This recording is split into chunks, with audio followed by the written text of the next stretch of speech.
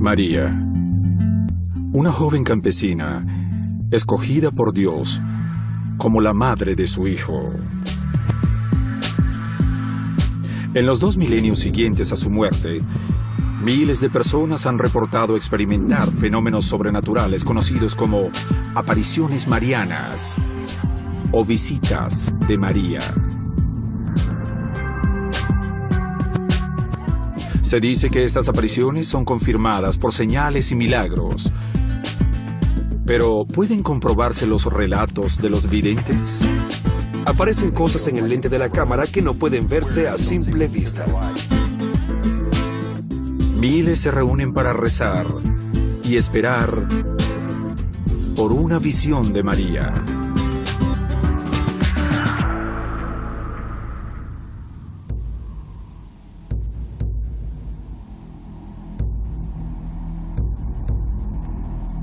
En el tercer siglo después de Cristo, Gregory Thaumaturgis, un obispo cristiano de Asia Menor, descansaba en su cama sin poder dormir.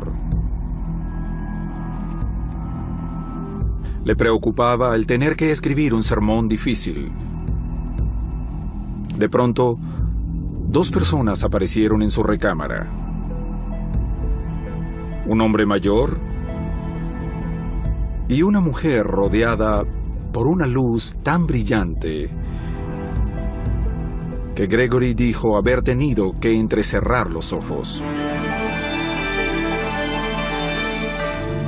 La pareja discutió espinosos asuntos teológicos frente a Gregory, mientras éste escuchaba con disimulo. Repentinamente escuchó una voz en un extremo de su recámara, una voz femenina que decía: adelante, explícale lo que significa Dios. Luego, ambos desaparecieron. Pero por la conversación, Gregory pudo determinar sus identidades. San Juan y María, la madre de Jesús. La visión de Gregory se convirtió en una piedra angular religiosa. Es la primera visión privada de María registrada en la historia. Una aparición es la capacidad de ver a un ser en estado sobrenatural que por lo general está más allá de ser detectado por los sentidos humanos.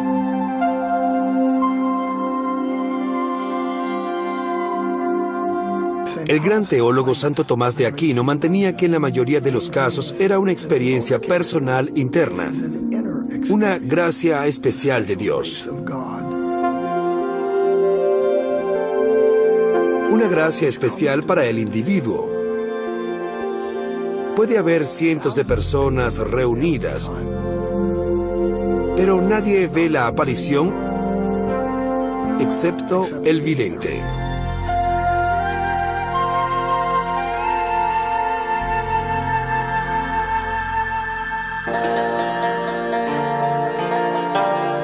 Desde el encuentro de Gregory con la Virgen, cientos de cristianos alrededor del mundo han asegurado haber presenciado apariciones de María. Entre ellos, un indígena abatido,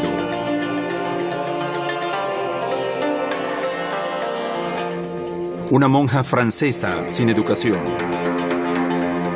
niños pobres de Francia y Bosnia, y una mujer madura en el desierto de Mojave. Sí, señora. Las apariciones de María aún son una parte especialmente importante de la cultura católica. La creencia en María es muy importante en la cultura católica romana. Y como puede esperarse, la mayoría de estas apariciones son ante católicos romanos.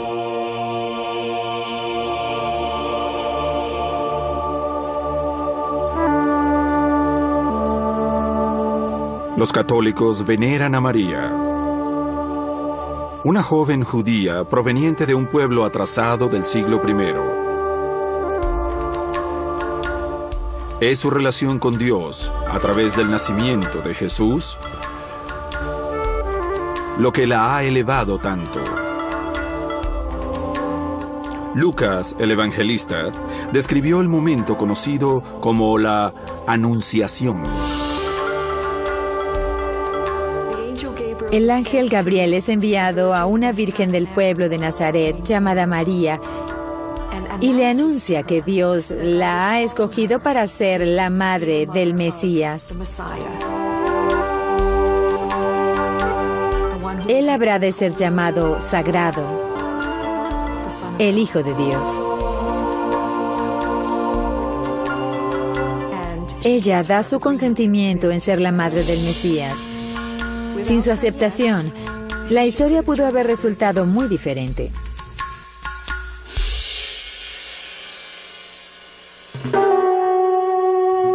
Aparte del papel de María en el nacimiento de Jesús, la Biblia contiene muy poca información sobre su origen, familia o muerte.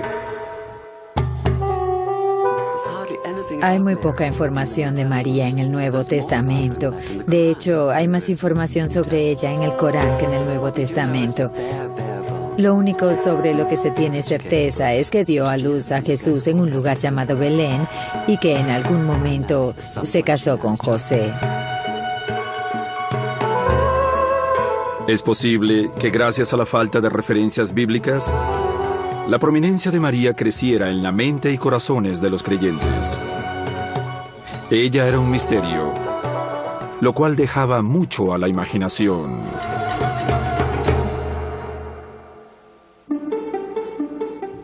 Para la Edad Media, la devoción por la Virgen María se había convertido en verdadero fervor religioso, al tiempo que el temor del juicio final se extendía a través de Europa. Las personas veían a María como alguien que podía interceder por ellos ante su Hijo y obtener su perdón, en especial a la hora de la muerte. En ese particular periodo de temor en la historia de la Iglesia Católica, los creyentes acudían a María por misericordia, porque ella era madre y tenía el corazón de una madre.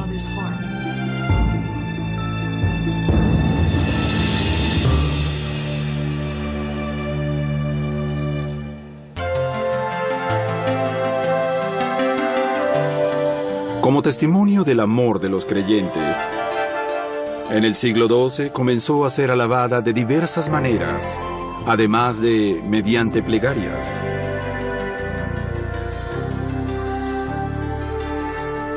Se añadieron a las catedrales capillas dedicadas a Nuestra Señora. Se escribieron más himnos para ella y que hablaban sobre ella. Y comenzaron a registrarse sus apariciones. Había interés en documentar a las personas que reportaban experimentar visiones de la Virgen.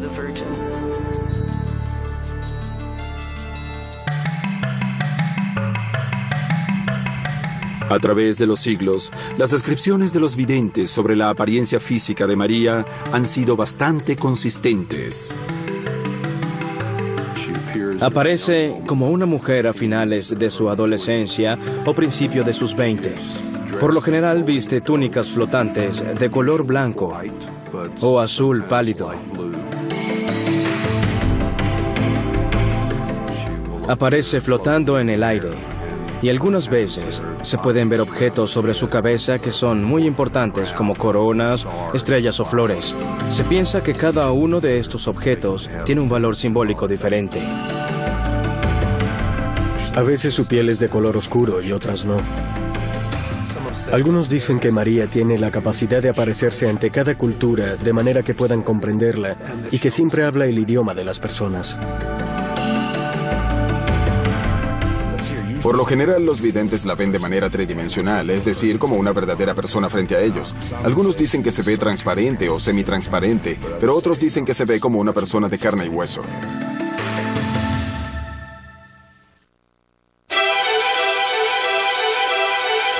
La elección de María de sus videntes puede ser desconcertante. En el siglo XVI, su aparición ante un empobrecido y desmoralizado indígena de México afectó a millones de personas.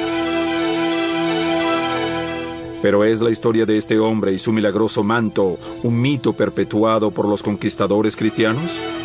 La fe del pueblo no depende de lo que dicen los críticos.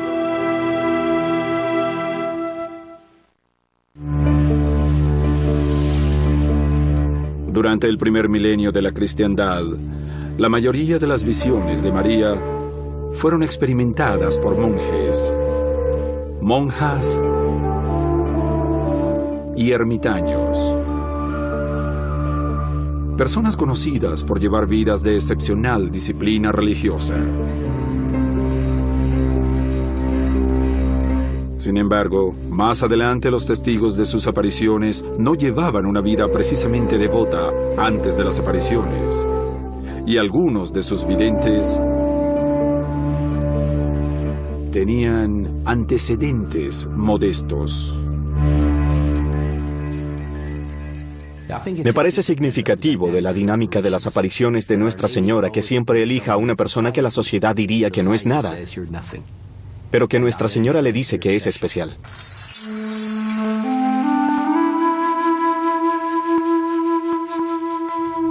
Y en el siglo XVI, esa persona especial fue un simple indígena, Cuatlactoacín, cuya villa se dice que estaba cerca de la actual Ciudad de México. El nombre de pila cristiano de este indígena fue Juan Diego. Fue uno de los relativamente pocos indígenas que adoptaron el cristianismo después de que los conquistadores españoles llegaran a América y derrotasen al imperio azteca.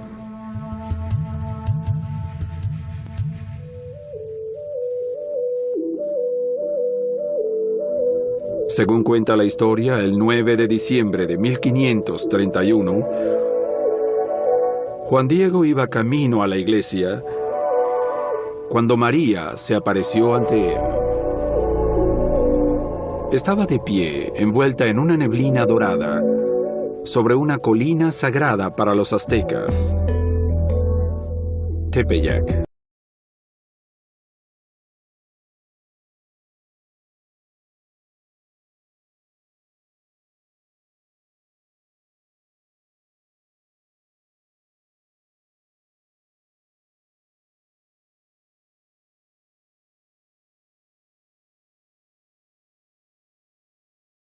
Y le dijera que construyese un santuario en la cima de la colina para que ella pudiese ayudar a todos los que rezaban.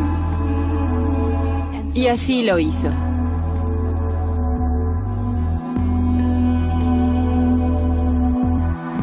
Naturalmente, el obispo no le cree en realidad, pero cree que era muy pastoral y lo escuchó. Despedido por el obispo, Juan Diego vuelve a ver a María de regreso a su casa. Abrumado por su fracaso, le pide a la Virgen que envíe a alguien más calificado para hablar con el obispo. Pero María insiste en su elección de Juan Diego como su confiable mensajero.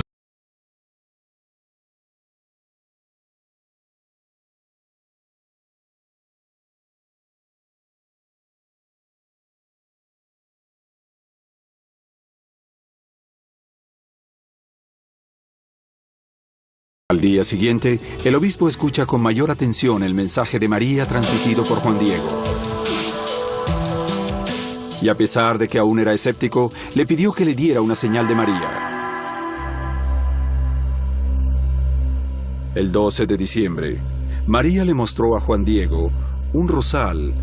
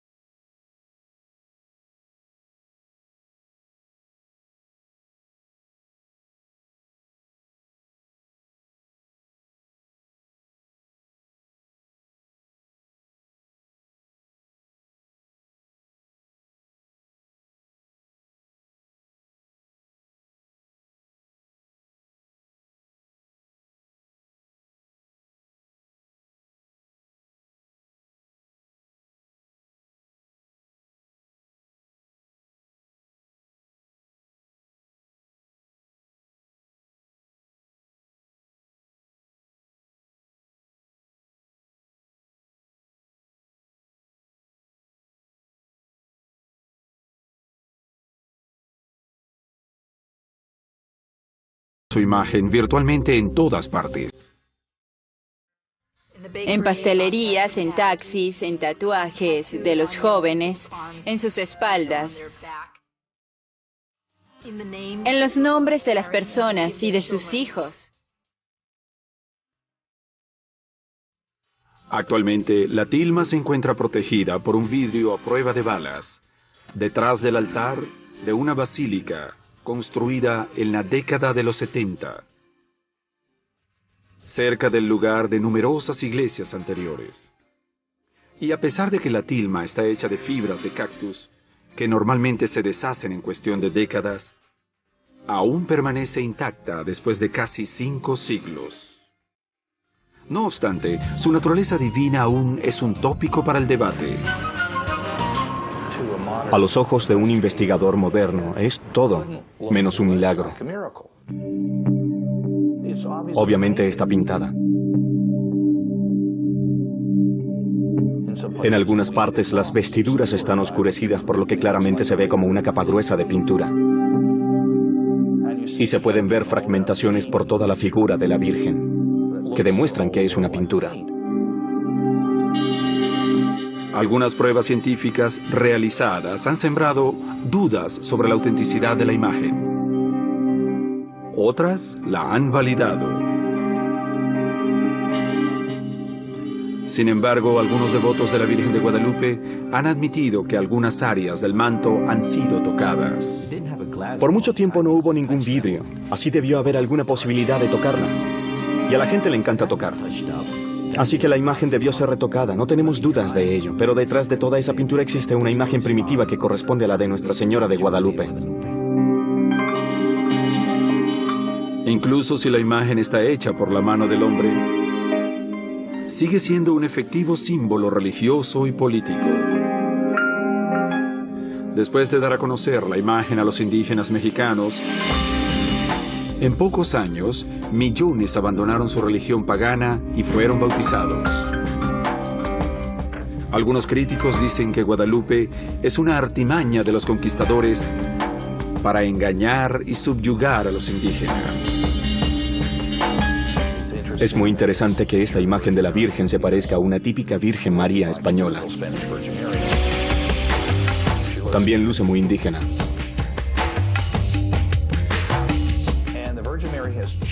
Y encuentro peculiar el sitio que escogió para su iglesia.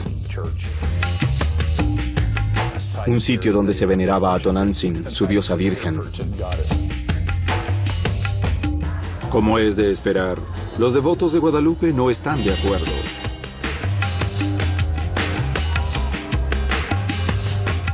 Pienso que Nuestra Señora llama a la iglesia a una conversión al cristianismo evangélico. El cristianismo de Jesús, que es el cristianismo de la caridad, de la compasión y que une a las personas.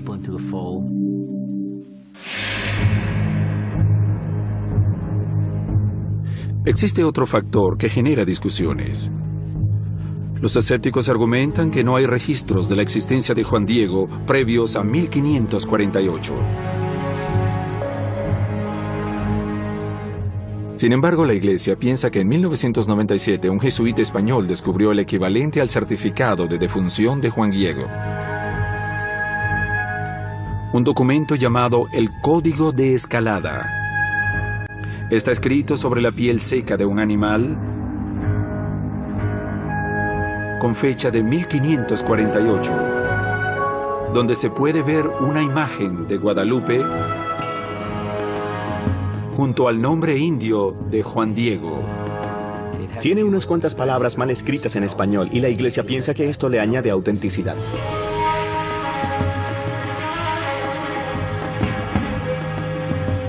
Igualmente existe una fuerte tradición indígena oral sobre la existencia de Juan Diego que el Vaticano ha aceptado como confiable. Para una cultura que no conocía la escritura, la memoria oral era algo sagrado.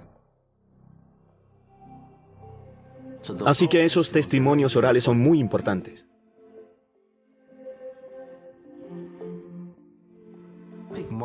Cada día estoy más seguro de que Juan Diego fue un verdadero personaje histórico.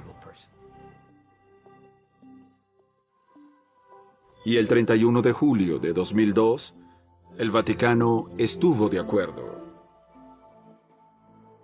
El Papa Juan Pablo II declaró santo a Juan Diego.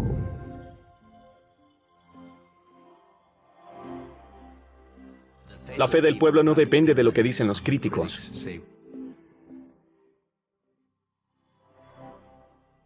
Me parece que Juan Diego hace que lo mejor de las personas salga a la luz. Estas personas tienen un profundo sentido de dignidad y orgullo. Y hoy en día, ella hace lo que una vez hizo por Juan Diego.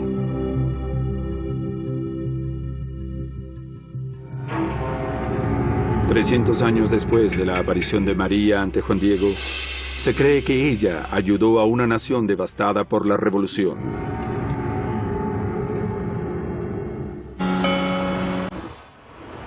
De todas las iglesias de París, Francia, la Virgen María supuestamente escogió visitar una sencilla capilla en la Rue du Bac a principios del siglo XIX. Esta aparición es considerada por los estudiosos como la primera aparición notable de la era moderna. Asimismo, jugó un importante papel al influir en el dogma de la Iglesia. La visionaria Catherine Labouré, de 24 años, era una humilde hermana de la caridad que antes fue una iletrada campesina. Tenía una historia previa de ver apariciones, principalmente de Jesús y de San Vicente de Paúl, el fundador de su orden, muerto en 1660.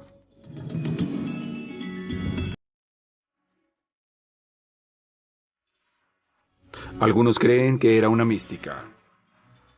Otros, un clásico ejemplo de lo que los psicólogos llaman una personalidad propensa a las fantasías. Con frecuencia nos preguntan si los videntes son mentirosos o sufren de alucinaciones. No son ninguna de estas cosas, son bastante sinceros. No están mentalmente perturbados. Y lo que dicen no puede ser ni medido ni probado. Solo son diferentes.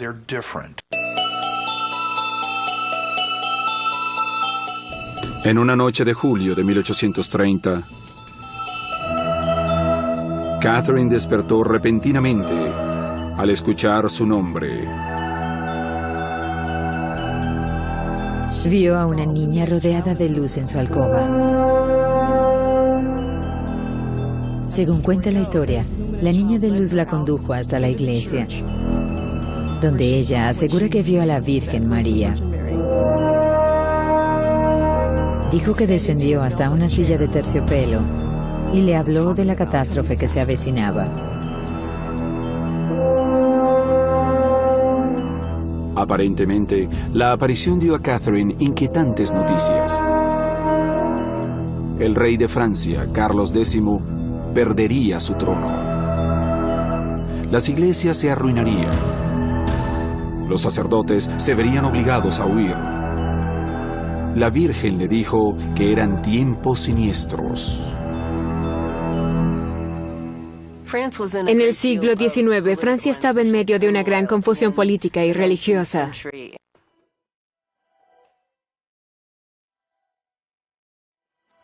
Las apariciones de París estaban en el contexto de la secularización de Francia.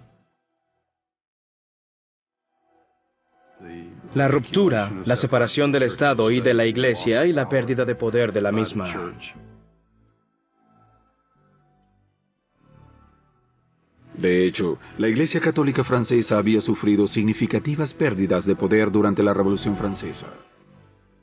Pero la Iglesia sintió esperanzas cuando la monarquía francesa fue restaurada y Carlos X ascendió al trono en 1824. Mientras los revolucionarios despreciaban la religión, Carlos estaba del lado de la Iglesia. Y uno de sus lemas era, por el altar y el trono. El rey Carlos imaginaba un futuro donde el catolicismo recobraría el prestigio perdido en Francia. No obstante, una semana después de la aparición de Catherine, la infame Revolución de Julio estalló en París.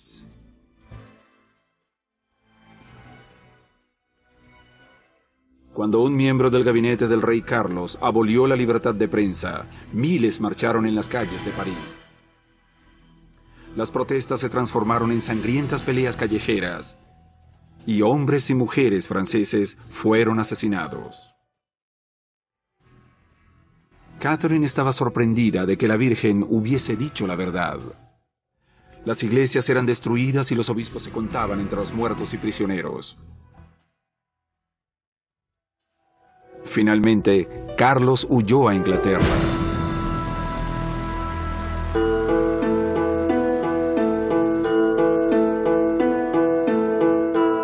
En noviembre, en medio de la confusión política, social y religiosa de Francia, Catherine Lebray estaba una noche en un servicio religioso cuando experimentó otra aparición.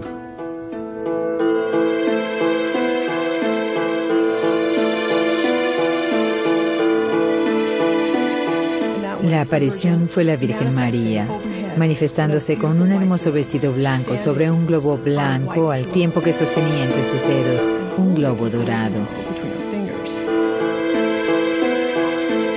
Después comenzaron a formarse letras en el aire y a su alrededor. Resultó ser una plegaria. Santa María, concebida sin pecado, ruega por nosotros, los que recurrimos a ti. María supuestamente le dijo a Catherine que hiciera medallas con esas palabras grabadas. Catherine, con la ayuda de su obispo, creó las primeras medallas en el verano de 1832. Las medallas fueron un éxito inmediato, pues llegaron en un momento de gran ansiedad y temor en el país. Las personas sentían que les otorgaban favor divino, que experimentaban curas milagrosas, que eran salvados de incendios y enfermedades. Se conocieron como las medallas milagrosas.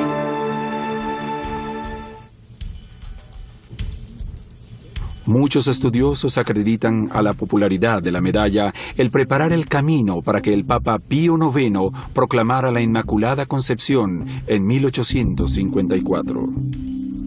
Los defensores del catolicismo sostienen que María recalca en su medalla que fue concebida libre del pecado original.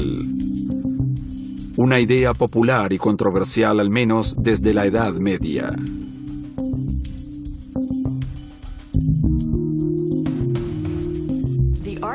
El argumento a favor era que no sería apropiado que fuese una mujer pecadora la que había dado a luz al Mesías, quien era puro y santo.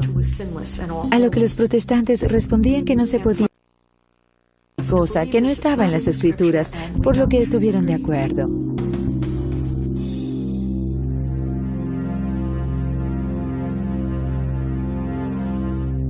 Y mientras la medalla alcanzó fama internacional, Catherine Lebray permaneció anónima. Pasó años cuidando de los pacientes en el hospicio de su convento. Se apartó ella misma del camino para ocultar su papel en las apariciones y seguir haciendo su trabajo, aparte de cualquier éxito que pudiera obtener la medalla. Luego de escribir un relato de sus experiencias en privado, Catherine murió a los 70 años en 1876. Su cuerpo está en la capilla de París. Se le declaró santa en 1947 y se le otorga el crédito por ayudar a restaurar la incierta autoridad de la Iglesia sobre los católicos franceses. Se considera que Catherine fue la fuente principal del resurgimiento que experimentaría la Iglesia durante las siguientes 2 generaciones. En el siglo XIX se fundaron cerca de 200 órdenes religiosas nuevas por los católicos romanos solo en Francia.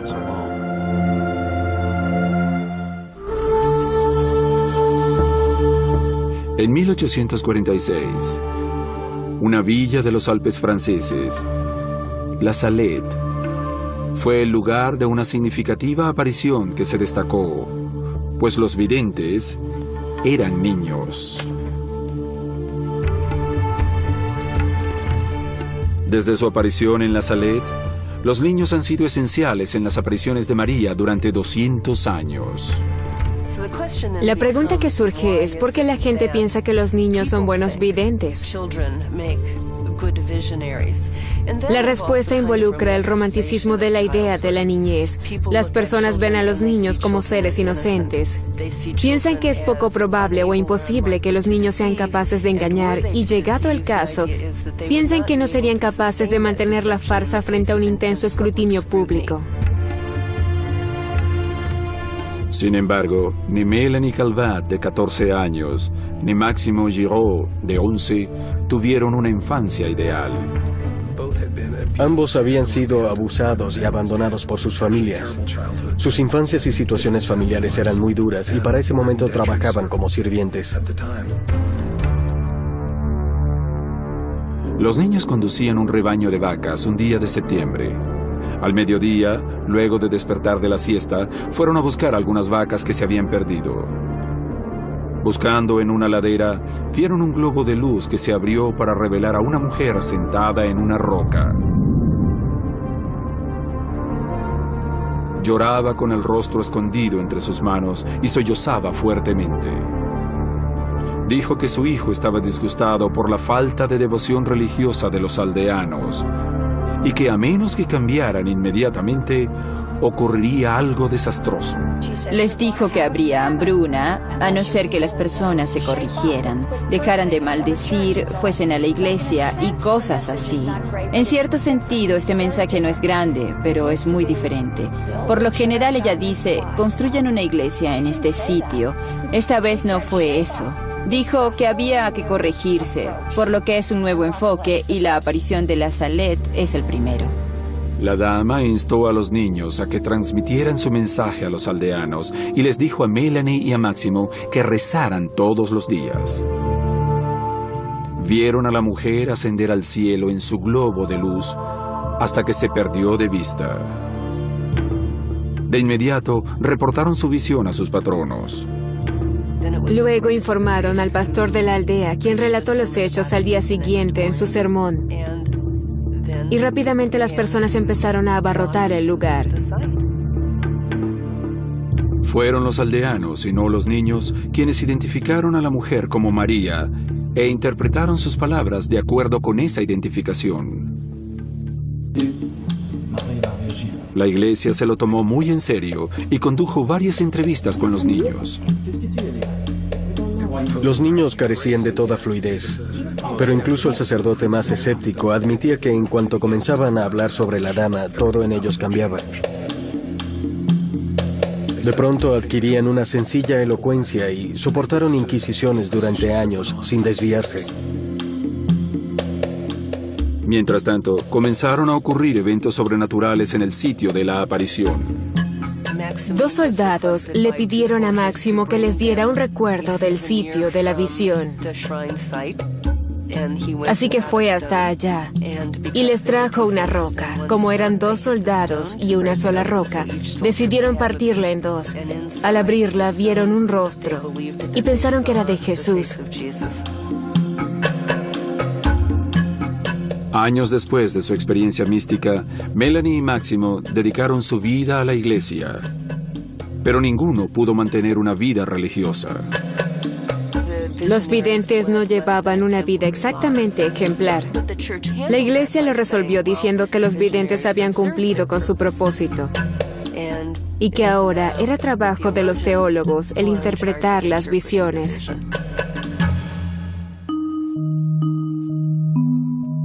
Luego de la aparición en la Salet, las personas esperaban que María volviese a aparecer con nuevos mensajes e instrucciones. Y los videntes eran fuertemente presionados para que transmitiesen nuevos mensajes. Aunque fuesen mensajes apocalípticos o prohibiciones. En la era moderna, en especial en el siglo XX, se han dado varios mensajes apocalípticos. La historia llega a su clímax. La maldad, los problemas que el mundo experimenta, son todos señales del fin del mundo.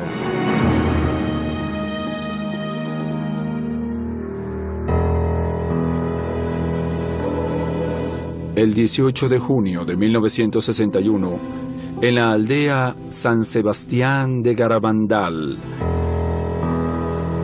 4 niñas fueron supuestamente escogidas por la Virgen María para transmitir una profecía apocalíptica.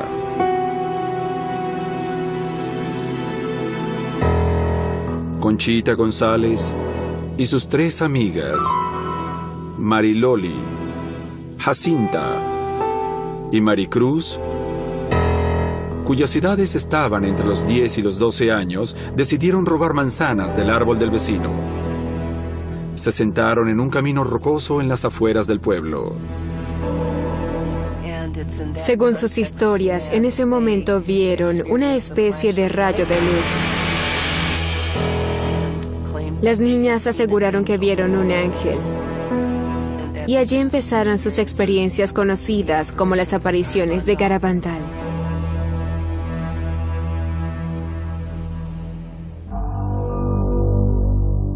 A partir del 2 de julio, las niñas aparentemente experimentaron la primera de más de 2000 apariciones de la Virgen María durante un periodo de más de 4 años.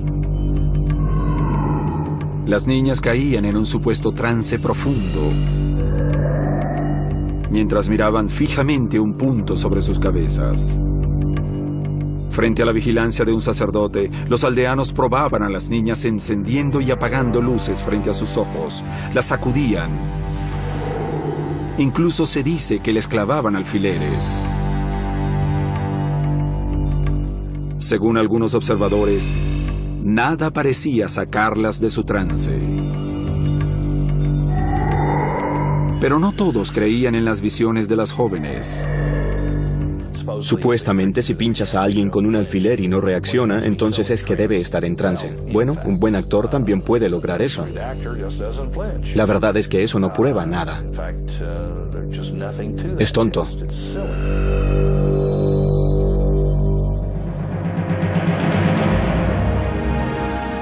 Estas apariciones se destacaron por su frecuencia, así como el extraño comportamiento de las niñas durante sus visiones. Las habilidades que mostraban cuando iban al sitio de la visión y durante el regreso cautivaban al público.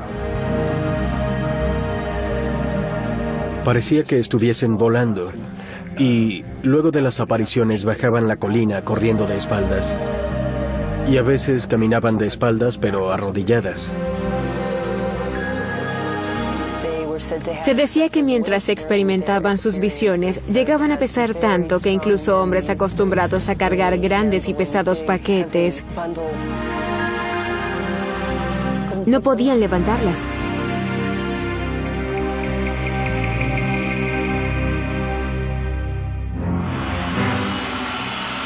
Y no siendo suficiente su extraño comportamiento, los aldeanos quedaron atónitos al escuchar los terribles mensajes que las videntes aseguraban que la Virgen María les había dado.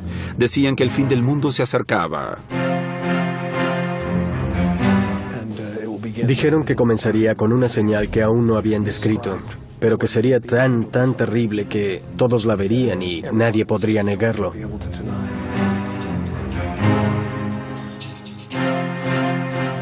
Después de eso vendrían las advertencias, eventos que serían la señal de Dios para convertirse y arrepentirse de inmediato. Y luego vendrían los castigos, que ellas describían como terribles eventos que castigarían a los malvados y elevarían a los justos.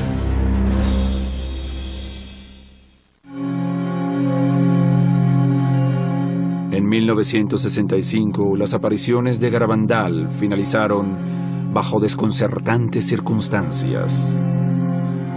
Las videntes dijeron que María les había advertido que en algún momento negarían las apariciones, y así fue. Negaron que fuesen ciertas. Más adelante dijeron que no sabían por qué lo negaron, que siempre dijeron la verdad. De hecho, 3 de las 4 jóvenes mantienen que sus visiones fueron reales. Algunos devotos de Garabandal explican que las niñas se retractaron como resultado de la presión de la diócesis de la iglesia local.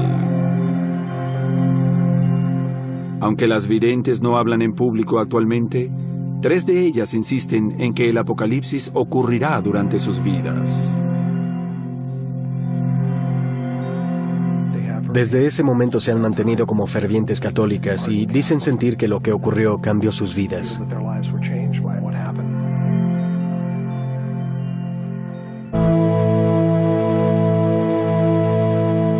En cada aparición de la Virgen a través de los siglos, las comunidades y los oficiales de la Iglesia han buscado pruebas que corroboren tales visiones.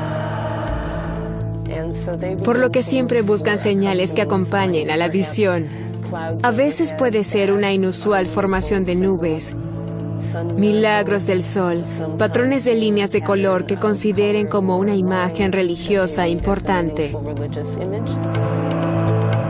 Por largo tiempo, la Iglesia Católica ha considerado los milagros curativos como la mejor prueba de las apariciones y los definen con precisión. La rápida o instantánea desaparición de un síntoma terminal de vida o una severa incapacidad, como la ceguera, sin el tratamiento adecuado, sin un periodo de recuperación, explicaciones médicas o recaídas. Los milagros curativos se dan con frecuencia en los sitios de las apariciones, pero un sitio en particular es reconocido por los estudiosos y los devotos por sus curas milagrosas. Lourdes, Francia. Durante unos 150 años, la Gruta de Lourdes, en los Pirineos franceses, ha sido un santuario para los enfermos y afligidos de todas partes del mundo. Lourdes es el sitio curativo principal de la cristiandad occidental. En 1858, una iletrada campesina de 14 años, Bernadette Soubirous, vivía en una abismal pobreza. El 11 de febrero, Bernadette recogía leña a la orilla del río, cuando escuchó un ruido que provenía de un arbusto de una gruta cercana. Bernadette aseguró que vio una forma blanca con la figura de una joven de su edad sosteniendo un rosario. No identificó a la aparición como la Virgen María. De hecho, llamaba a la aparición Aquero, que en su dialecto significa esa o la muchacha. Para el 18 de febrero y la tercera aparición de la imagen, los aldeanos habían identificado a la joven como la Virgen María. Se dice que la visión habló a Bernadette y le pidió que fuese a la gruta por 15 días más. Así lo hizo, y cada vez que iba, se quedaba de pie sin moverse, a veces tan solo sonriendo o moviendo los labios, como si le hablara a alguien invisible. Los que la observaban quedaron aún más desconcertados por sus acciones el 25 de febrero, en lo que se describe como otra aparición. Se arrodilló en el suelo y comenzó a escarbar solo con sus manos, hasta que finalmente halló un lodo que burbujeaba. Luego comenzó a pasarlo por sus manos y su cara. Los aldeanos no sabían qué pensar. Al parecer, la aparición le había ordenado beber y lavarse en ese sitio. Más tarde ese mismo día, los aldeanos cavaron más hondo y hallaron una fuente. Casi de inmediato, se le atribuyeron propiedades curativas a esas aguas. El agua de Lourdes se consideró milagrosa, y lo más significativo acerca de lo que allí sucede, se construyó alrededor de la fuente y del sitio de la aparición. El 2 de marzo, Bernadette dijo que la Virgen le había dado un mensaje para transmitirlo a los sacerdotes de la localidad. Dijo que debían construir un santuario en la gruta para que las personas pudieran visitarla en procesiones. Pero no le creyeron. El sacerdote de la parroquia, Dominique Peyramal, consideró que las declaraciones de Bernadette no eran más que un extraordinario engaño. Se vio sometida a un tortuoso escrutinio debido a su clase social. Y Monseñor le preguntó, ¿en verdad esperas que crea que tú viste a la Santa Virgen? Ella respondió, no, Monseñor, no es mi deber hacer que usted me crea, mi deber es transmitirle el mensaje que ella me dio. El sacerdote la calificó como una mentirosa. Le exigió que le diera alguna prueba, que le pidiera a la aparición que le diera su nombre y una señal, que un rosal floreciera en la gruta. Anticipadamente, una multitud de 20.000 personas se reunió en la gruta el 4 de marzo, pero no hubo ninguna señal. Bernadette explicó que la señora estaba disgustada por la falta de fe del pueblo. Aproximadamente 3 semanas más tarde, Bernadette aseguró que la señora aparecería otra vez y se identificaría. En su última aparición, Bernadette dijo que la señora Aquero tenía sus manos frente a su pecho en actitud de orar. Las abrió y dijo: «Soy la Inmaculada Concepción». Esa era una sorprendente declaración para las personas en esa época. La Inmaculada Concepción. La creencia de que María había concebido libre del pecado original era un dogma de la fe católica. Era una aseveración bastante explícita en la medalla milagrosa y para ese momento un punto popular de la devoción católica por más de 2 décadas.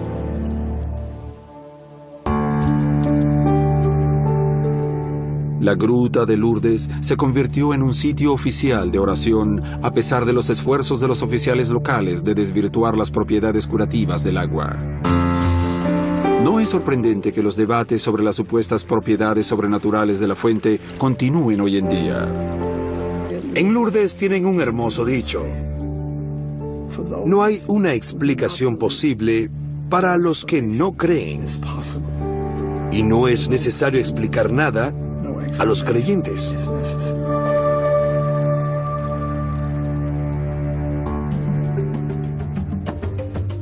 Solo un reducido número de casos han sido de hecho oficialmente certificados como milagros por el Cuerpo Médico de Lourdes. Este organismo ha investigado y certificado los milagros atribuidos a la gruta desde 1884. Para que una curación en Lourdes sea certificada como milagrosa, se deben tener todos los documentos referentes a la condición médica antes de haber visitado la gruta. La curación debe ser instantánea y completa. Debe durar más de 5 años. Después, todos los documentos médicos son remitidos a una comunidad internacional de doctores, no todos necesariamente católicos. De los cientos de miles de curaciones reportadas en Lourdes, solo 66 han sido declaradas como milagrosas. Irónicamente, Bernadette nunca disfrutó de buena salud en toda su vida. Sufría de asma y nunca encontró alivio para su mal en las aguas de Lourdes. 2 años después de las apariciones, entró en un convento en Nevers. Llevó una vida bastante ejemplar a pesar de ser dura. En el siglo XIX había mucha preocupación de que las videntes como Bernadette no fuesen presuntuosas. Las hermanas del convento decían que nadie barría y limpiaba el suelo de rodillas más a menudo que Bernadette. Ella decía: «Soy una escoba.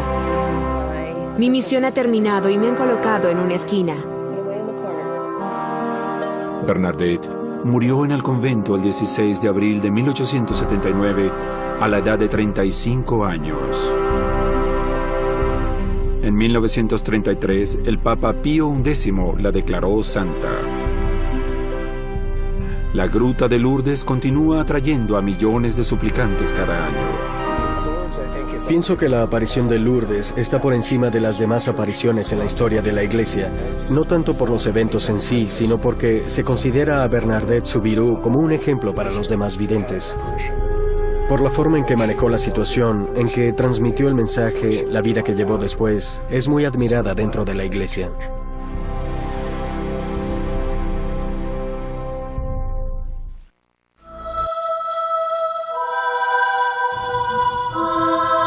Desde el tercer siglo después de Cristo, se han registrado imágenes milagrosas de María y otros personajes santos o símbolos en los muros y las ventanas de las iglesias y en otros lugares públicos.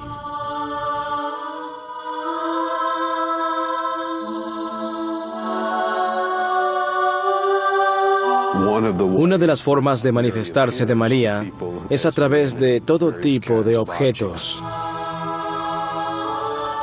Un pedazo de fruta que al cortarla tiene una extraña textura. Hojas cayendo de los árboles. Una luz en un edificio en particular o un pedazo de vidrio.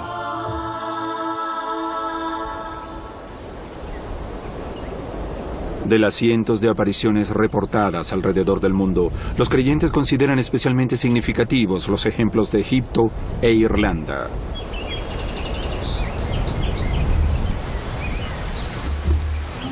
En la década de 1870, el condado de Mayo era el centro de una región abrumada por los problemas en Irlanda. Muchos de los que sobrevivieron a la hambruna de la patata fueron abatidos por una epidemia de tifus.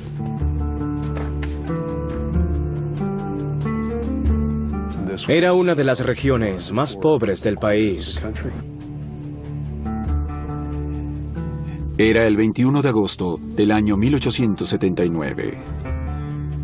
En la aldea de Knock, un gran grupo de parroquianos caminaba cerca de la iglesia local. De pronto, notaron una extraña luminosidad que cubría el frontón sur. Apareció una agrupación de figuras estáticas.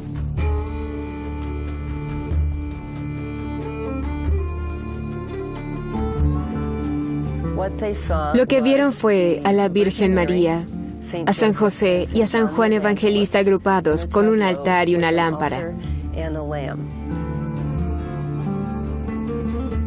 Luego los parroquianos contemplaron a estas figuras por un par de horas rezando rosarios. Los investigadores de la iglesia se impresionaron por el gran número de testigos presenciales, pero algo más les causó una impresión mucho mayor.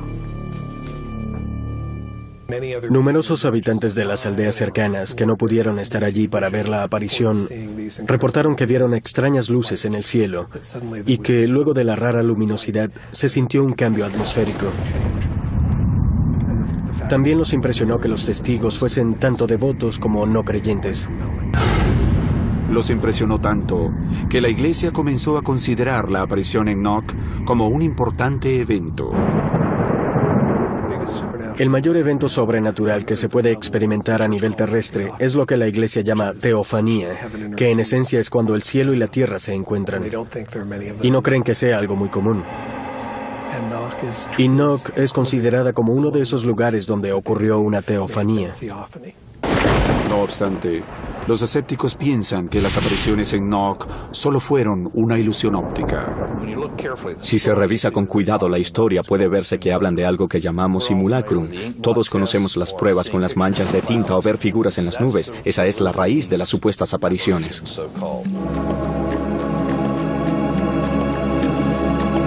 A pesar de lo que dicen los escépticos, el fenómeno tuvo un tremendo impacto en los creyentes. Muchos tomaron trozos del revestimiento de la pared buscando un recuerdo religioso. Muchos creyentes sostienen que María visitó Irlanda Occidental porque sus habitantes tenían gran necesidad de tener esperanzas y ayuda del cielo.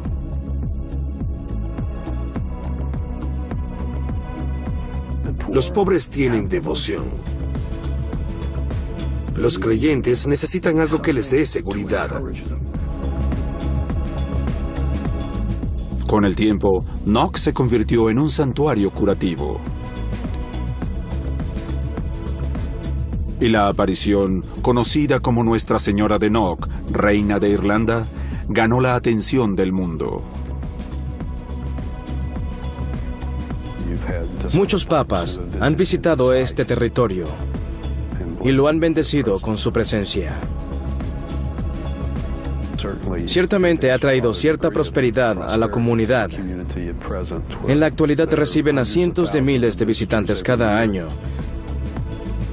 Es parte importante del mundo mariano.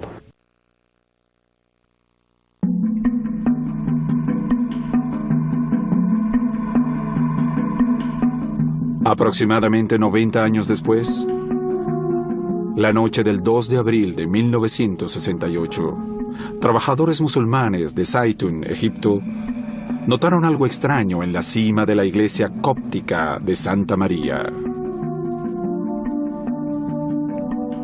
Testigos presenciales tomaron estas fotografías, que los detractores insisten en que fueron manipuladas. Esa noche vieron luces sobre la catedral y las personas de pronto vieron una gran aparición de una mujer caminando sobre el domo de la catedral. Se movía alrededor del domo, a veces rezando,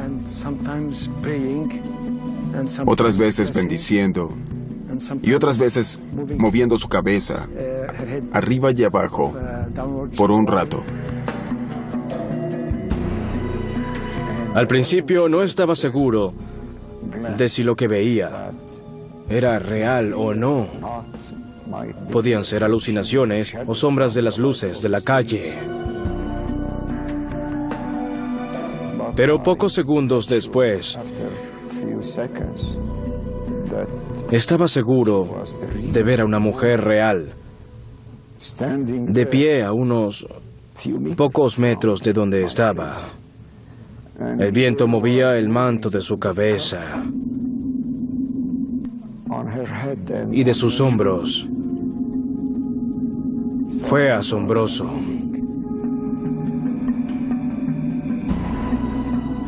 Dicen que la aparición duró solo unos pocos minutos. Pero cuando la figura volvió a aparecer casi cada noche, de inmediato se la identificó como la Virgen María.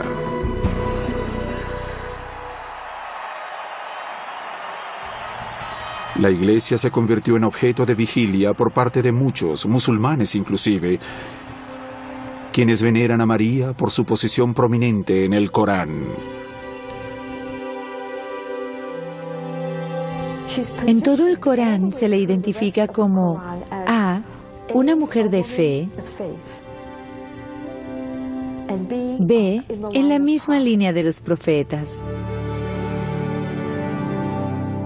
y C, siempre que se menciona a Jesús en el Corán se hace también con gran reverencia, siempre es Jesús, hijo de María. Es como su etiqueta, se le identifica por el nombre de ella. Muy pronto, miles reportaron haber visto a la Virgen María en la cima de la iglesia. Lo interesante es que primero 10.000 personas dicen que la vieron, después 100.000 personas dicen haberla visto. Finalmente hay más de 1 millón de personas que dicen haber visto a la Virgen María en esta catedral, y la mayoría ni siquiera son católicos. Uno de estos no católicos que dijo haberla visto fue el presidente de Egipto, Gamal Nasser.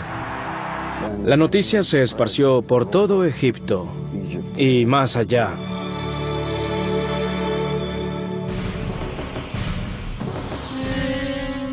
La policía local sospechaba que se trataba de un elaborado engaño, por lo que registraron la iglesia en busca de un aparato que pudiera proyectar una imagen.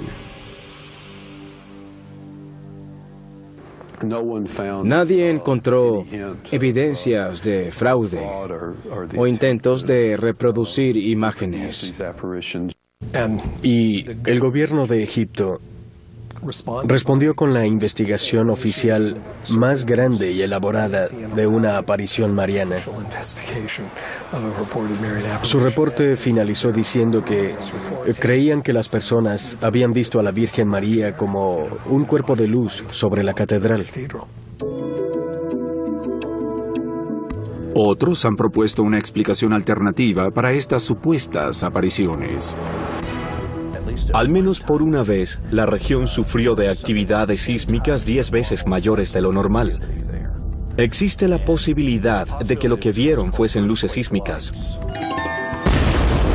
Los científicos investigaron las luces sísmicas por primera vez en la década de 1930.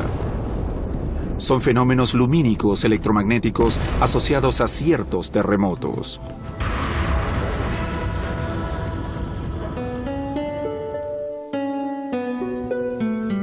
Se reportó que se vio la aparición de María en la cima de la catedral cientos de veces en más de 3 años, y que la visión podía durar desde unos minutos hasta 9 horas.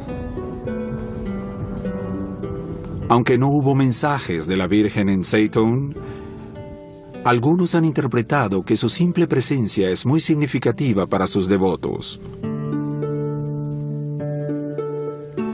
Los musulmanes consideran que los cristianos están benditos y son parte de la vigilia porque creen en la visión, la cual ha creado alguna clase de unión entre musulmanes y cristianos.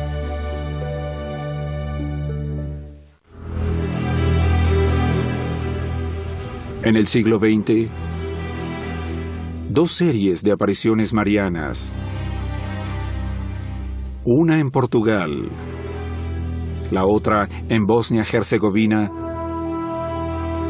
se consideraron especialmente notables por los estudiosos. Hubo 36 años de diferencia entre ambas.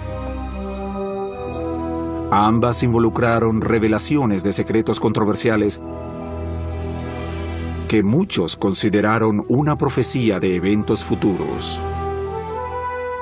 Los secretos son un fenómeno fascinante. Me parece que el más fascinante en una aparición. Los secretos atrapan y mantienen la atención de las personas porque todos quieren saber qué va a suceder.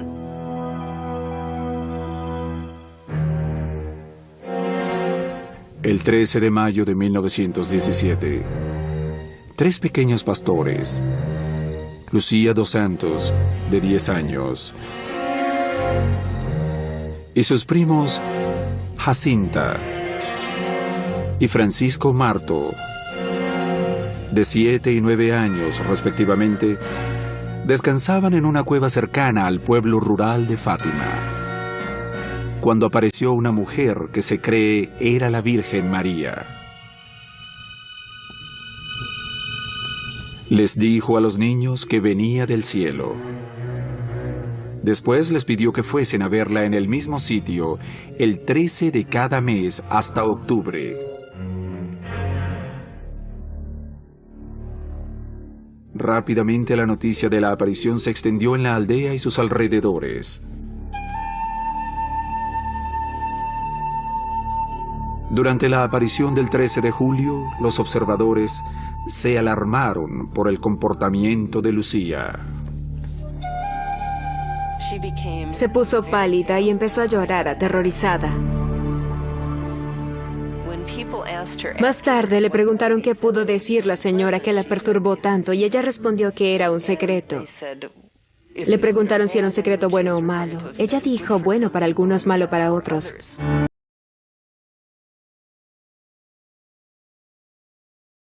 Para agosto, Arturo Santo, el alcalde del condado, convirtió en su misión el averiguar el secreto. Santo era conocido por sus sentimientos antirreligiosos. Según las historias, sometió a los niños a brutales interrogatorios.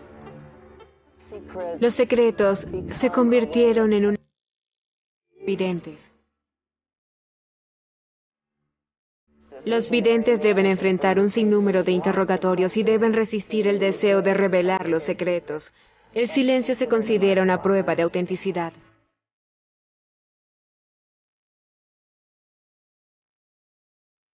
Para 1920, 3 años después de que las apariciones cesaran, Jacinta y Francisco sucumbieron a una epidemia que arrasó Portugal. Lucía se convirtió en la única guardiana del secreto.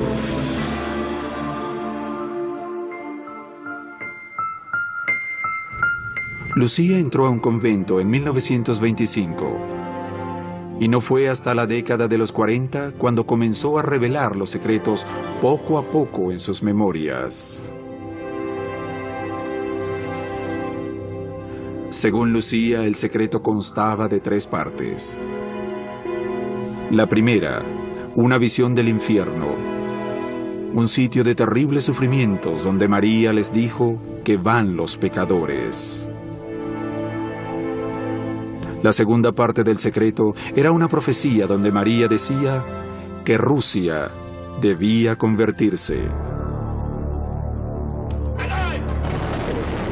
Que de no convertirse habría más guerras, se fomentarían los problemas en la iglesia. En otras palabras, ocurrirían grandes desastres. En 1957, el obispo de Lucía envió el último y muy especulado tercer misterio de Fátima al Vaticano. Fue finalmente revelado en el año 2000. Profetizaba el asesinato de un sacerdote vestido de blanco.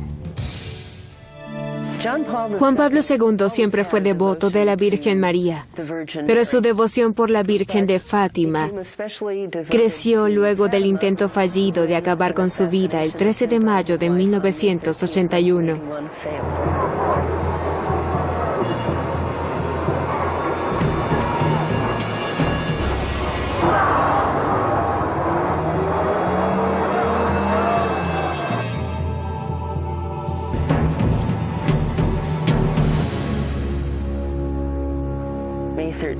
El 13 de mayo es la fecha de la primera aparición de la Virgen de Fátima, por lo que Juan Pablo II pensó que la Virgen de Fátima fue su salvadora en el intento fallido de asesinato.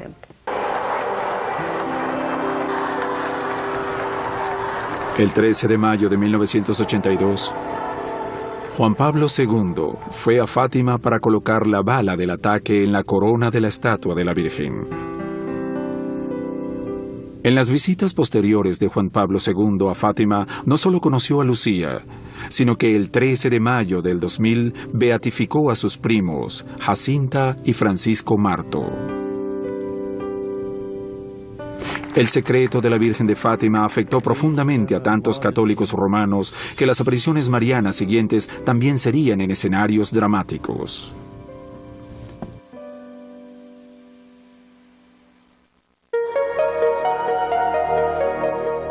En Medjugorje, una pequeña aldea montañesa de Bosnia, se da una compleja aparición mariana que involucra un secreto aún no revelado. Las profecías apocalípticas en el corazón de Medjugorje son más ominosas e inmediatas que las de otras apariciones anteriores. El 25 de junio de 1981, 6 jóvenes cuyas edades iban desde los 10 a los 20 años, comenzaron a reportar apariciones diarias de la Virgen.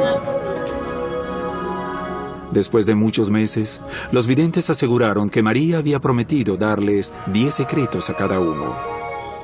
Dijeron que los secretos le concernían a la Iglesia Católica y al mundo entero, y que serían revelados gradualmente.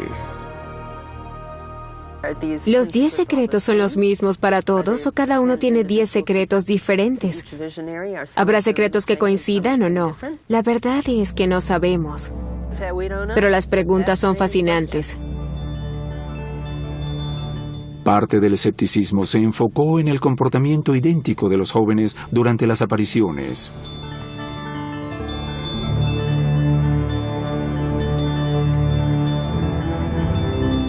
El hecho de que estos niños se quedaran en silencio al mismo tiempo, hablaran y cayeran de rodillas al mismo tiempo, ver a la Virgen en el mismo punto, esto se probó una y otra vez. Se practicaron estudios médicos y científicos en los videntes, incluso electroencefalogramas, tan recientemente como en 1998. Se llegó a la conclusión de que los videntes eran sanos física y mentalmente. No estaban mintiendo ni alucinando, y experimentaban algo inexplicable más allá de la comprensión científica. Se dice que durante sus experiencias, los videntes están en estado de trance. Por supuesto que el hecho de que estén en trance no es una garantía del contenido de la visión, pero los devotos perciben esto como una señal de autenticidad.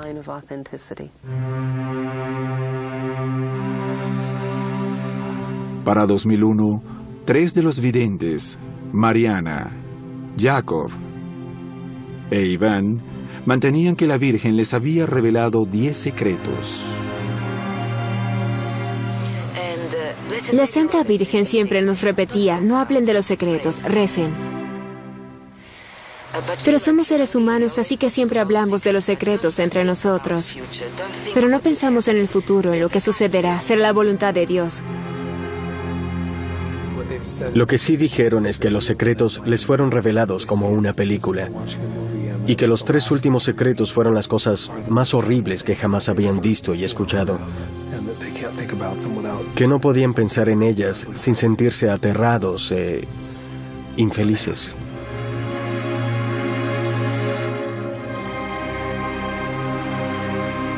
Aparentemente, María ha permitido que se revele el tercer secreto. Los videntes afirman que luego de concluir las apariciones, una señal permanente e indestructible emergerá en la colina de Petbrodo. El primer lugar de las apariciones en Medjugorje. Y una vez que emerja la señal, el tercer secreto, comenzará el período de los más terribles eventos en la historia de la humanidad. Cerca de 20 millones de personas han visitado Medjugorje, convirtiéndola en uno de los puntos de apariciones marianas más visitado en el mundo. A mediados de los años 80 se organizaron grandes peregrinaciones de estadounidenses a Yugoslavia. Cuando regresaron a Estados Unidos, fundaron centros marianos, publicaron periódicos marianos, organizaron conferencias marianas. Así que en el último par de décadas, Estados Unidos ha visto un florecimiento de apariciones junto al interés del público en estas apariciones de la Virgen.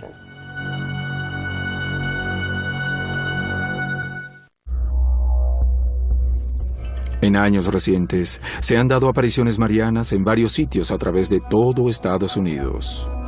Los devotos de estas apariciones se mantienen informados a través de grandes sistemas de comunicación en expansión.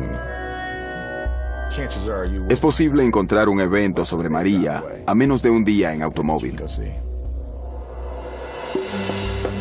13 de julio de 2004, 8:30 de la mañana. En un día particularmente caluroso en el desierto del sur de California. Rodeados de arbustos de creosota y árboles de Joshua, los devotos inician su peregrinaje hacia un punto remoto en el desierto de Mojave. El 13 de cada mes, este desolado paraje se convierte en un sitio donde aparece Nuestra Señora de las Rocas, como se conoce a María aquí. Es interesante que la mayoría de estas apariciones se den en fechas y horas precisas. La Virgen María se apareció originalmente en un día 13 a los niños en Fátima, Portugal. Y muchas de estas apariciones parecen seguir el mismo patrón, aparecer el 13 de cada mes. Mientras esperan por la llegada de una carismática visionaria conocida por todos, los peregrinos rezan para que se curen sus enfermedades, esperando con anticipación experimentar un milagro. Verán los rayos del sol. Verán muchas cosas extraordinarias en el cielo, numerosas revelaciones porque Nuestra Señora está aquí. Sufro de una falla renal junto a otros grandes problemas, pero la Santa Virgen ha intercedido por mí y cuando vengo aquí soy una persona feliz. Estoy aquí porque la Madre Bendita se aparece aquí y nos transmite mensajes. Muchos vienen buscando entenderse a sí mismos, el mundo que los rodea y el mundo posterior a este. Un ritual común en este lugar de apariciones, así como en otros en el país, es fotografiar figuras en el cielo supuestamente milagrosas. Las fotografías constituyen una prueba para los devotos de la autenticidad de las apariciones. Muchos toman fotografías a menudo con la esperanza de que aparezcan luces o la propia María y que las imágenes sean una prueba de su presencia. Las visiones solo pueden ser captadas por la lente de una cámara. En esta fotografía la Virgen María está de frente, un gran velo le cubre la cara. En otra fotografía aparece con las manos en el aire. Tengo 2 fotografías como esas. Una vez me dijeron que la Santa Virgen viene del sol, por lo que he tomado fotografías al sol todo el tiempo. Se ve como un gran óvalo luminoso con una torre en la cima. Existe una imagen muy popular llamada la Puerta Dorada del Cielo, en referencia al pasaje bíblico del libro de las Revelaciones donde dice: después de esto vi y contemplé una puerta abierta al cielo. Este supuesto patrón sobrenatural solo es captado por cámaras fotográficas Polaroids al apuntar directamente al Sol. Sin embargo, los investigadores señalan que la llamada puerta del cielo puede ser una ilusión óptica. Sucede cuando fotografías algo tan brillante como el Sol o una lámpara de luz halógena. La lente se sobrecarga, por lo que se ve una figura muy brillante con la forma de una puerta y rayos de luz saliendo por los lados. Por eso se ve como la puerta del cielo, excepto que es solo la puerta de la cámara.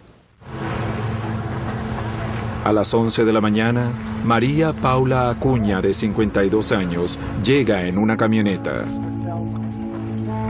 Es la vidente de Nuestra Señora de las Rocas.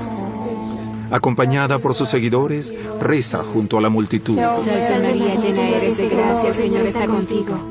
Mientras se dirige al improvisado altar, en el punto donde experimentó la aparición por primera vez.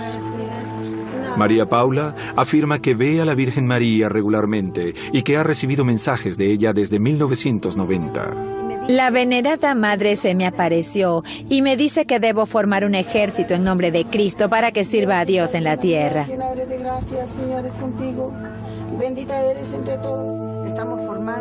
Estamos formando algo como las Hermanas de la Caridad, una misión de fe. Las Hermanas de María de la Caridad. Esas personas tienen una fe implícita en ella y en sus visiones. Sí, buena señora. Se ve como una joven mujer muy hermosa. Parece tener 16 o 17 años, de 1,75 m, y sus facciones son más celestiales que cualquiera en la tierra. La voz de la Sagrada Virgen María es muy suave y cantarina y también sollozante. Habla con gran emoción. No sé por qué la Virgen me ha escogido. Solo Dios sabe a quién llamará a su servicio en su eterno trabajo en la tierra. Hasta ahora, todos los mensajes que María Paula ha recibido de la Virgen han sido optimistas. Amonesta a la multitud para que se amen los unos a los otros. Les recomienda que recen con más frecuencia y advierte de las catástrofes por venir. La Virgen ha invitado a todos para que recen, tengan fe y no abandonen a Dios. Puede haber paz en la tierra si el hombre así lo desea. Pero si el hombre desatiende su sagrada invitación, las cosas irán de mal en peor. Hay un lado un tanto oscuro en sus mensajes.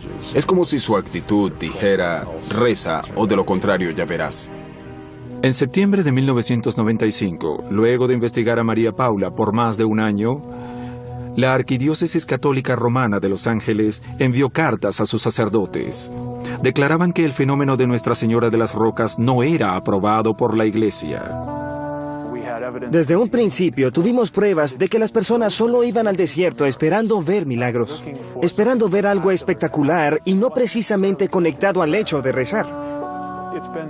Dicen que existe una fina línea entre la fe y la superstición, y que cuando te aventuras en la superstición, te aventuras en la fe sin apoyo. María Paula no está preocupada por el rechazo de su ministerio por parte de la arquidiócesis. Yo siento mucha paz porque la palabra del cielo ilumina mi camino. Obedezco.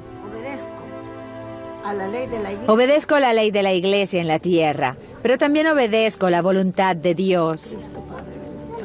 Obedezco sus sagradas órdenes de consolar a mis hermanos y otorgarles paz de Dios. Los devotos de Nuestra Señora de las Rocas no parecen afectados por la decisión de la Iglesia sobre María Paula. Se sienten muy atraídos a esta área remota. Obviamente son personas muy devotas. Ella tiene una fuerte conexión con la multitud, una conexión emocional y espiritual. Y mientras ella trata de abrirse paso a través de la multitud, se puede ver en sus rostros que desean tocar a María Paula y que ella los toque. Es una conexión muy fuerte.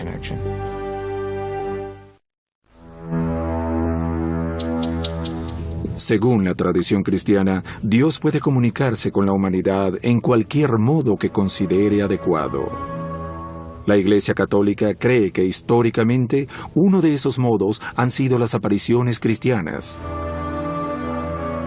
Durante siglos la Iglesia ha estudiado estas apariciones para comprobar su autenticidad.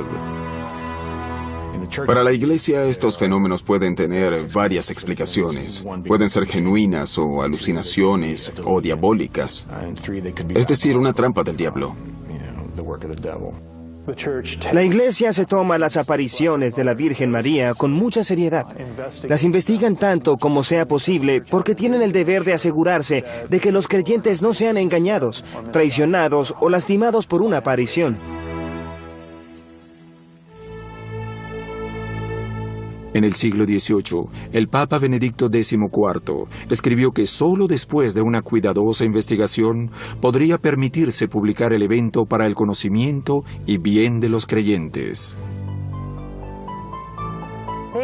Lo que básicamente alegó fue que las apariciones no tendrían mayor rango que el otorgado por la fe de los hombres, y que su validez no es mayor que la de las Sagradas Escrituras, por ejemplo.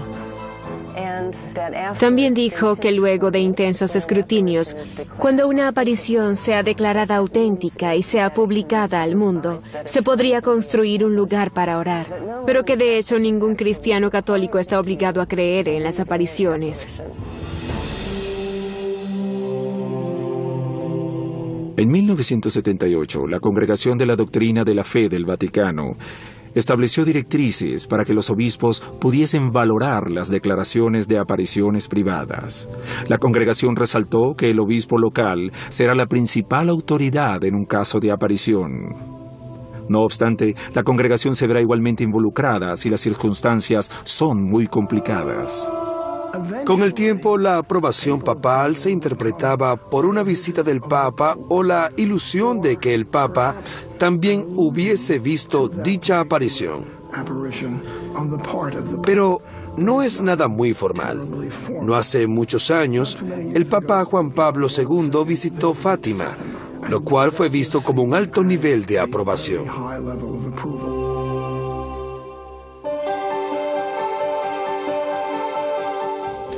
El juicio de la Iglesia sobre si una aparición es genuina o no depende en gran parte del carácter del vidente. ¿Es esta persona psicológicamente estable? ¿Tienen estos eventos un buen efecto en la vida de esta persona? ¿Está la persona tratando de seguir el Evangelio con humildad? Cualquier muestra de exhibicionismo o sensacionalismo es por lo general una razón para ni siquiera iniciar una investigación.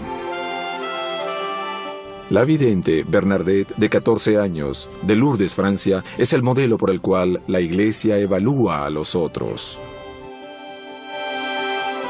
Si un obispo me enviase a alguien que asegura haber visto un fenómeno sobrenatural, lo compararía con el caso de Lourdes. Lo compararía con la actitud de Bernadette, su sentido común, el que no buscase la fama, el que no estuviese histérica. Un buen testigo dice exactamente lo que vio. Creo que Bernadette fue una excelente testigo.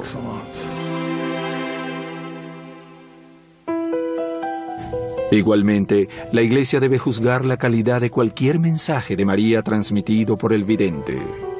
El mensaje debe ser completamente consistente con la fe cristiana y con las enseñanzas de la Iglesia.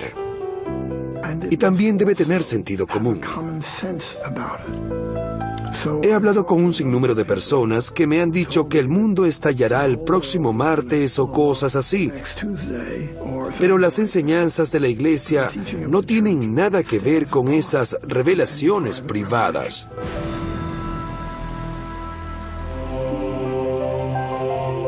De las aproximadamente 80.000 apariciones reportadas desde el tercer siglo después de Cristo, tan solo un reducido número de ellas han sido aprobadas por la Iglesia. De todas las apariciones que se han dado en la historia, la Iglesia tan solo ha aprobado el 1% de ellas. Hasta la fecha, ninguna de las apariciones en los Estados Unidos ha sido aprobada.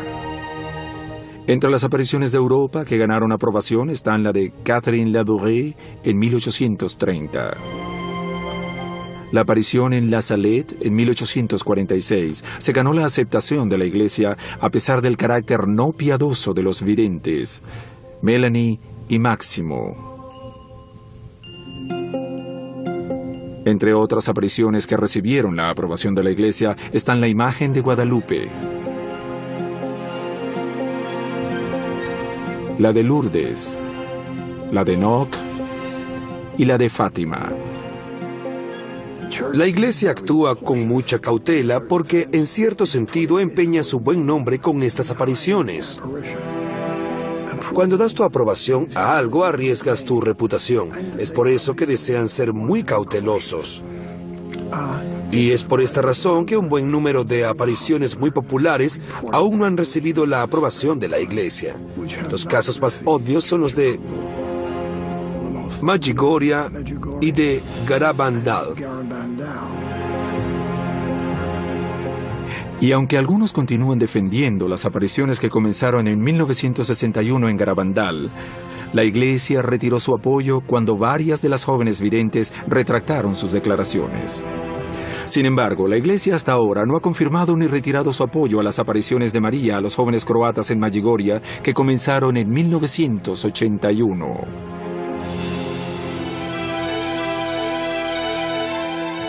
Hoy en día, millones de creyentes de María continúan trasladándose a los sitios de sus apariciones, buscando y tal vez sintiendo lo que necesitan. Para los devotos, los mensajes de María pueden ser una voz que llama a la bondad y la moderación. Su imagen puede confortar y ser una fuente de esperanza. Ya sean estas apariciones autenticadas por la Iglesia o no, unos cuantos pueden decir que creer en la bondad, la equidad y el amor, todo lo que la Virgen María representa, es el verdadero milagro.